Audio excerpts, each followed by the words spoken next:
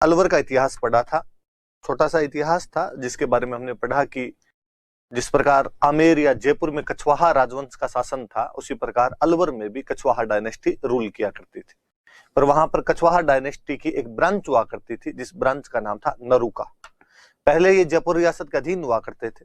किसी समय कल्याण सिंह नरूका को माचेड़ी की जागीर दी गई थी।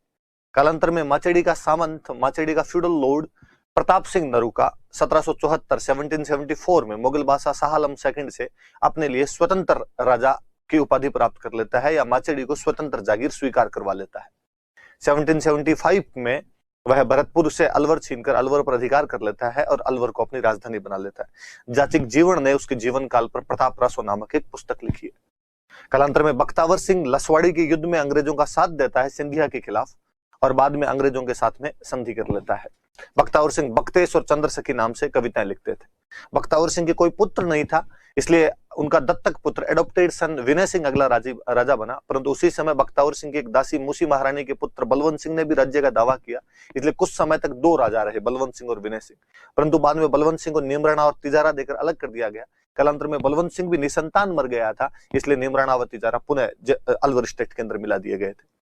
विनय सिंह ने जो अपने पिता बख्तावर सिंह की दासी मूसी महारानी थे, उनकी याद में अलवर के अंदर एक छतरी का निर्माण करवाया, जो कि 80 पिलर्स की छतरी है। 2 फ्लोर बने हुए हैं उसके अंदर, और सेकंड फ्लोर पे रामायण और महाभारत के चित्र खुदे हुए हैं। अपनी रानी शिला के लिए सिलीसेड झील का निर्माण करवाया, उसके पास में महल बनवाए गए। उस सिलीसेड झील को राजस्थान का नंदन कानन कहा जाता है। फिर एक अलवर में राजा हुए जय सिंह, जो प्रथम गोलमेज सम्मेलन में भाग लेते हैं, हिंदी को राष्ट्रभाषा घोषित कर देते हैं, तथा ऐसा भरतपुर के किशन सिंह जी ने भी किया था। और चंबर ऑफ प्रिंसेस का नाम बदलकर हिंदी में नरेंद्र मंडल कर देते हैं। न केवल BHU को बल्कि AMU तथा लाहौर में आर्य समाज के सनातन धर्म कॉलेज को भी आर्थिक सहायता प्रदान करते हैं। 10 दिसंबर 1903 को चाइल्ड मैरिज और मिसमैच मैरिज पर प्रतिबंध लगा देते हैं। इवन मृत्यु भोज तथा तंबाकू पर भी उस राजा ने प्रतिबंध लगा दिया था।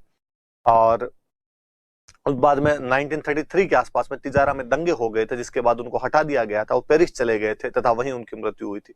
उन्हीं के द्वारा सरिस्का में महल बनवाए गए थे, जो ड्यूक ऑफ एडिनबर्ग के अलवर आगमन पर बनवाए गए थे।